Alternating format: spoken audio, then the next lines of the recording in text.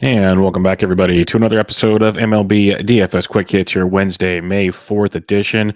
Got a 6-game early, 7-game main slate for you on a Wednesday. Full day of baseball action to get your fun on. Hope you guys had a great Tuesday. Sorry I couldn't get to you. Some stuff came up. Wasn't able to record last night.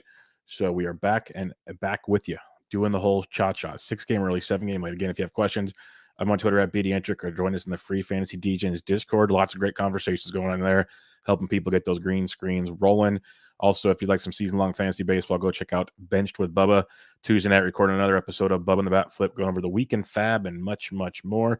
So come check out all that great stuff. But for now, 6-game early, 7-game main slate. Going to break them both down for you. 6-game early starts at 12:40 p.m. Eastern, 9:40 a.m.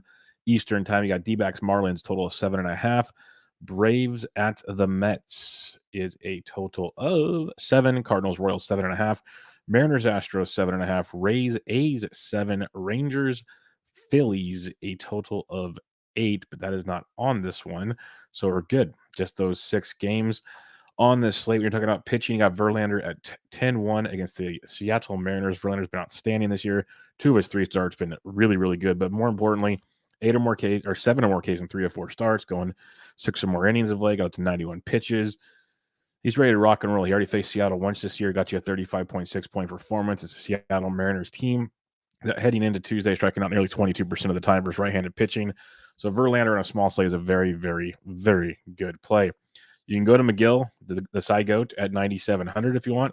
You know, you got to respect Atlanta. There's no hiding that. They have some good stuff there with a 20, but they do strike out 24.4% of the time versus right-handed pitching. We know the side goat, he has struggled a bit at time to times, but when he's on, he is darn good. And at $9,700 on a small slate, the guy's gotten you 23 or more DK points in 4 of 5 starts this season. So he could be a good pivot off of Verlander, who should be very, very popular. Now, if you want to be different, this is where things get fun. Eliezer Hernandez is $8,100, and it's going to be a trend. We're going to keep targeting the Arizona Diamondbacks. Now, Eliezer has been really good in 2 starts, really bad in 2 starts. That's the thing. He doesn't get a lot of strikeouts, but he does have 5 or more Ks in 3 or 4 starts this year, which is good for Eliezer compared to usual. 97 pitches his last time out, which is great. So he's pretty much stretched out there. And he's $8,100 on a small slate going up against the D-backs who are striking out nearly 27% of the time versus right-handed pitching with a $190 batting average and a $154 ISO. So Eliezer at $8,100 is a guy I'm willing to play at that price point and see where the day takes me. A few other options for you, though. It's pretty bleak. I'll be honest with you here. You can look at a guy like Ian Anderson at $7,400 against the Mets. Ian Anderson's been very, very up and down. 2 of 4 really good starts. 2 that struggled a bunch. He's given him a home run in 3 straight starts, but he has 5 or more Ks in 2 or 3 starts. He's got as high as 93 pitches, so he's stretched out. The slate is not loaded with pitching, so you're gonna have to take some guys that don't make you feel all warm and fuzzy. And when you're facing the Mets, less than a 20% K rate versus right-handed pitching, so it's not the most ideal setup for Ian Anderson. They got to Kyle Wright a little bit on Tuesday, but still on this slate at $7,400, you can definitely give Ian Anderson a look against the New York Mets. And again, it will be getaway day, so you might get some nice little lineups to target, which might change the pitchers we're looking at as well. Mad Bum is $6,300. Mad Bum's been doing a lot of it with smoke and mirrors, but for $6,300, the dude's got 15 or more DK points in 3 straight games. On this slate, if you can give me 15 plus points at 6,300, I'm in. 5 innings pitched in 3 straight starts, 1 earned run total out of the 3 starts total. And he has it's just the strikeouts aren't there. That's the biggest thing. 2, 4, and 5. He's not striking dudes out, but he went 89 pitches his last time out, and he's facing the Miami Marlins, who against this is where it gets fun. Maybe the strikeouts come back for Bum. I don't know. The velocity's down, so I'm worried. But the Marlins are striking out over 30% of the time versus left-handed pitching this year with a 201 average and a $103 ISO. They're getting destroyed by left-handed pitching. So Mad Bum at 63 is quite intriguing. It's like I did on Monday night 6-game slate. I went both pitchers in the D-backs Marlins game. It was going good for a while until Lopez got hit around. I could see going Eliezer and Mad Bum and then getting all the bats in the world, or pairing up Eliezer or Mad Bum with the McGill or Verlander. Totally could see that happening in those scenarios. Now, the bats on this slate, I'm just going to talk about stacks. If you want to get deeper, we'll see the lineups because getaway day could get some fun lineups on a Wednesday. But KC versus Bubic, I could see. I mean, St. Louis versus Bubic, your Arenados, your Goldies, your Edmonds, maybe an O'Neill or something. I could see being a very, very solid look there. Pittsburgh's not bad, but I like Detroit. We liked them on Tuesday. The game got rained out. Bryce Wilson's the long man. The opener is Dylan Peters. So you can definitely have some fun with Detroit. I love me some Javi Baez, Torque. You got some good options there with Detroit. going up against Pittsburgh. If you want to go Miami versus Mad Bum and hope that the guys like Jorge Soler and Avi and those boys wake up, knock yourself out. Aguilar, go for it. But I think Mad Bum at his value and that strikeout rate is pretty nice. Other than that, I love San Diego versus Zach Plesac. I target Zach Plesac all the time. He has good starts once in a while, but he's a massive pitch to contact guy. So we can go there. You got Machado, who's red hot. Cronenworth's just fine. You got Kim, who is swinging a super hot bat. See what that lineup looks like. San Diego could be a very, very nice stack. Last time they had a getaway day against the Reds, they blew up for us. We might go back to them against Cleveland in that matchup. And I don't mind going Cleveland against Clev Dog. Clev Dog's making his return to the bigs since his injury. I think it's his first start with San Diego now.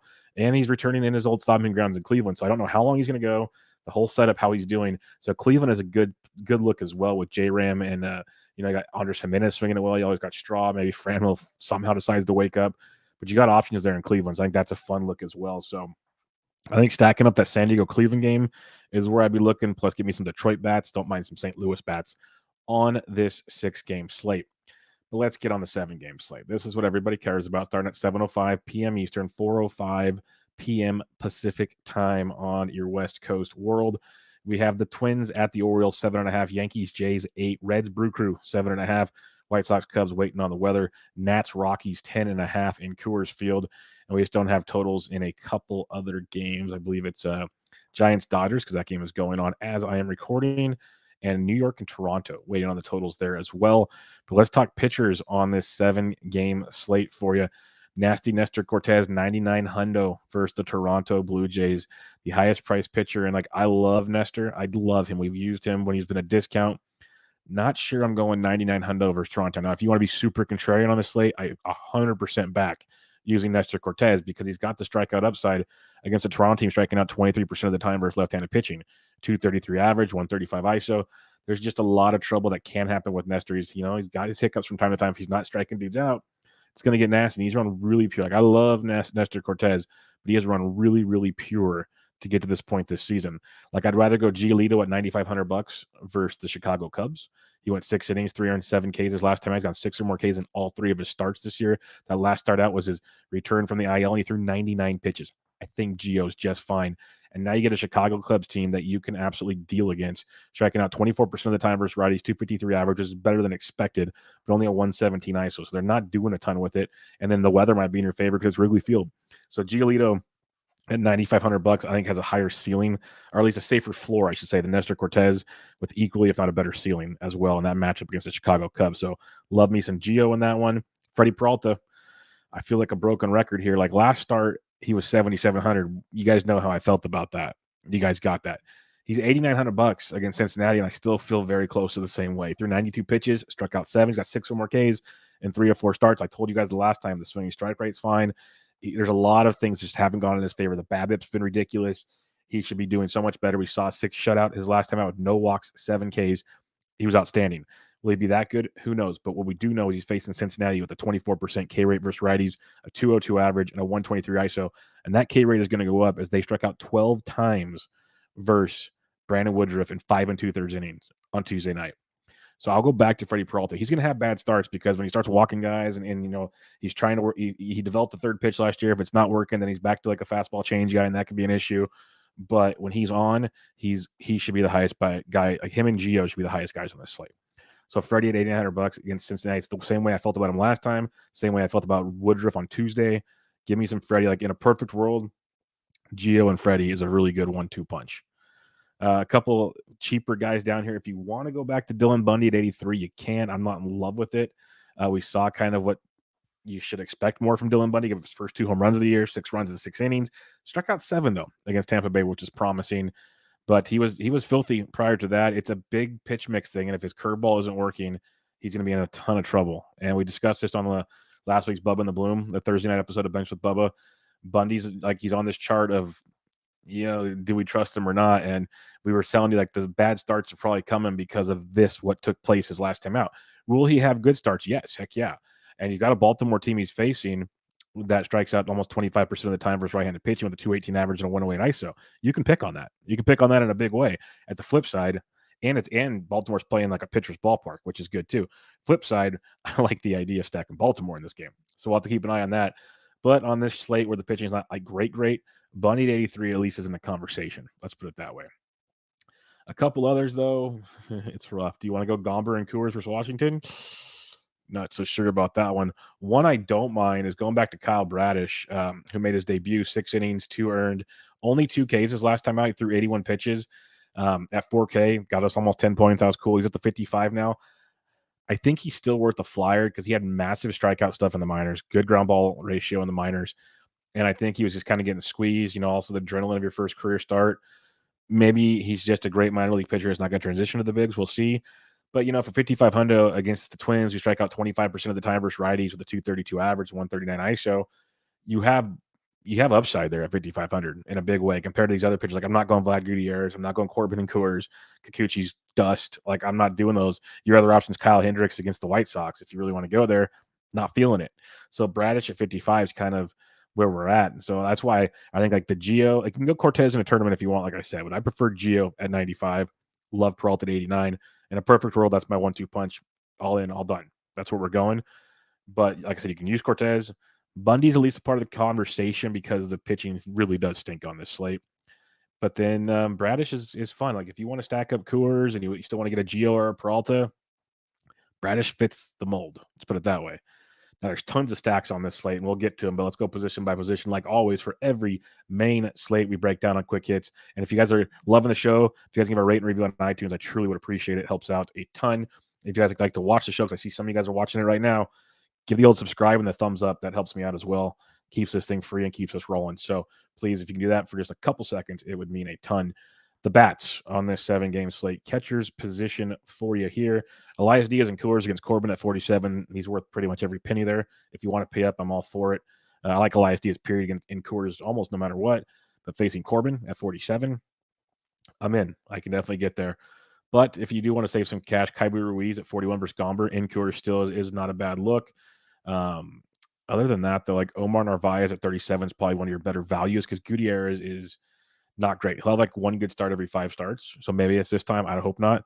But he's not good. Lots of pitch to contact, lots of walks. He has issues there. So Narvaez at 37 is a guy. Ryan Jeffers is crushing. He's homeward in back-to-back games. He hit one on Tuesday, hit one on Monday. If you want to fade Braddish, it's fine. Jeffers is 3,400. He could be in play for you. Other than that, like if Jose Trevino catches for the Yanks, he's 2,800 versus Kikuchi. Kikuchi's been so bad. So if you want to fade Kikuchi, you can get all aboard that train. But see what other value pops up at catchers. Like you can just pay up for Elias Diaz or Cabra Ruiz or save a few bucks and go to Narvaez is kind of where I'm at this point in time. First base, CJ Cronin, 5,600. Like Coors is a great stack with Corbin and Gomber on the bum. Great stack. Rizzo's interesting. Rizzo can hit lefties, and like I said, Kikuchi's dust. So Rizzo at 52 is fun. I don't mind the idea of using some Toronto bats versus Nestor Cortez. I don't think it's necessary. But if you're like a single entry or a 3-max, probably don't need to get that cute. But if you're in a 20-max plus, I think a little Toronto stackage is a good play against Nestor Cortez. And Vladito at 51 is fine. You got Switch Hit and Josh Bell at 46. He went to Ding Dong City on Tuesday. He's red hot, so have some fun there. But if you want to save some cash, Milwaukee looks cheap. You're like Narvaez. Rowdy Tellez is only 3,900 versus Gutierrez. That's a great price tag. Milwaukee was a great stack on Tuesday. Could be coming back for you on your Wednesday as well. You got Gavin Sheets here if you want. Ryan Mountcastle's at 32 versus Bundy. That can be a nice value for him. Other than that, not a ton on this slate that stands out at first base. Second base position for you here. You got Trevor Story, who's been struggle bussing, but he's 4,600 versus Reed Detmers. I do like DJ LeMahieu at 46 a little more, though. Again, if you want to fade Braddish, you got Jorge Polanco at 43. But I'll go back to the value again. Colton Wong was 4,100 on Tuesday. He's 4,100 again on Wednesday. He'll be leading off for the Brew Crew. He had a couple knocks, a sac fly, a stolen base. He got the job done, and he's been swinging it really, really hot. I wrote him up in the free RotoWire picks, or Roto Baller picks on Tuesday. So Wong at 41 definitely is a nice little savings if you need to. And then under 4K, love Gleyber Torres at this price point. Gleyber is crushing it right now. He's 3,600 versus the lefty Kikuchi. Gleyber 21 points last night. He's got double digits in 3 of 4 and 5 of 7 games. Really swinging a hot bat. 3,600 versus Kikuchi is a good savings for Gleyber Torres.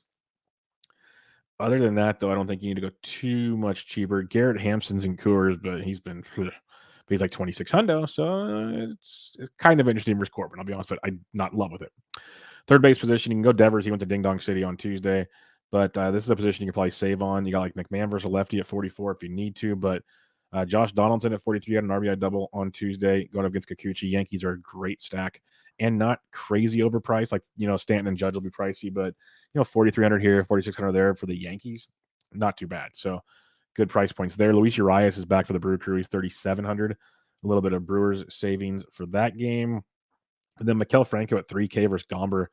Great savings. He had at least 1 or 2 hits on Tuesday night last time I checked. So a good spot there for Maikel Franco at 3K in Coors versus Austin Gomber. Shortstop position for you here. Trey Turner at 58 is fine, but give me some Tim Anderson at 5K. He went deep on Tuesday.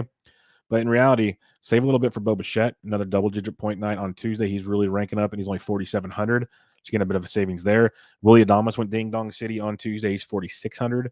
Nice little value as well at the shortstop position. And then if you're going below 4K, as usual, not a ton I'm in love with. Like Jorge Mateo's down here at 26 if you have to punt. But really, I'm not in love. It's like Adames, Bichette, maybe some Timmy Andersons where I'm kind of planting my flag for now. Outfield position is loaded, as you'd expect. Judge had a great game on Tuesday. He's $5,900 versus Kikuchi. Great spot again.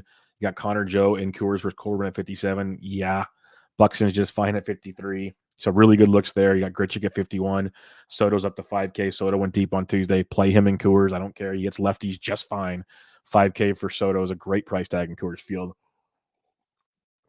You got George Springer swinging in at 49. So in this 45K and above, Soto, Connor Joe, Aaron Judge, I love a lot. Buxton's a pretty solid play as well. Below 5K, though, I got Springer, like I said, at 49. It is worth a look. Stanton, like I always say, I'm paying the cheaper of the two. He's 46, and he had a big game on Tuesday as well. So keep looking that way. And then Just Dongs Martinez wrote him up. I wrote up like 5 home runs in that article. It was a good day for the article. But Just Dong Martinez is crushing it. Went deep again on Tuesday. He's only $4,300 for Reed Detmers. I love the price on JD Martinez. That's a hell of a savings. So look for him at his price tag. If you want to go cheaper, Sed Mullins at 41 versus Bundy, kind of like that. Lourdes Gurriel's only 4K. My thoughts there. You got Nelly Cruz and Coors. He's struggle busting it, but he's 4K versus Gomber and Coors. If you're stacking it, McCutchen, if he's leading off at 38, it's a good price point against Gutierrez.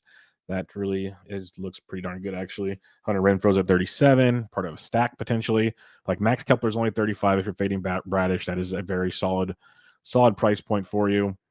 Yadiel Hernandez is up to 3,100. It's lefty, so we'll see if he's in the lineup. That could change things. But Austin Hayes at 3K and Anthony Santander at 29. I like Hayes more than Santander, but both really good savings. Victor Robles is 28. If you're stacking Washington, it's a good wraparound piece. Otherwise, don't play Victor Robles. Trevor Larnach's been heating up. He's 2,500 versus Braddish. So the Twins, you can get some savings if you want to fade Braddish. I think Braddish is a great value, but you can get the Twins savings if you prefer not to use Braddish. Again, pitcher's ballpark, so keep that in mind. All right, let's recap the pitching on this 7-game banger for you here. You can use Cortez if you want. In a tournament, I'm okay with it. But in reality, give me Lucas Giolito at $9,500. Give me Freddie Peralta at $8,900. That's where I'm going in cash. That's where I kind of want to go in a single entry. That's my dog. If you want to use Dylan Bundy, you can just because pitching's so bad on this slate. Your punt play is Braddish at $5,500. Now, if you want to stack things up, you can go the Twins versus Braddish if you prefer because they're super cheap. But I love Milwaukee again versus Gutierrez. Gutierrez is just not good. So I love that. Coors is phenomenal. Colorado versus Corbin's great. Washington versus Gomber, both great. But the Yankees versus Kikuchi is awesome as well. So like if you want to fade Coors, Yankees, Milwaukee stack is where I'd head this game up. And I think Boston is kind of interesting versus Reed Detmers. But for the most part, I want Yankees, Milwaukee, Coors. That's where I'm focused at this recording time with those pitchers we discussed. Should be a fun one. 6-game early, 7-game main slate on your Wednesday. If you got any questions, I'm on Twitter at BDentric. Join us in the free Fantasy DJs Discord. We'll get you taken care of over there. It is free, as I said. But other than that, folks, we got a full day of Wednesday DFS action. I'll be back with you guys Wednesday night for your Thursday preview. But for now, MLB DFS Quick Hits, your Wednesday, May 4th edition. I'm out.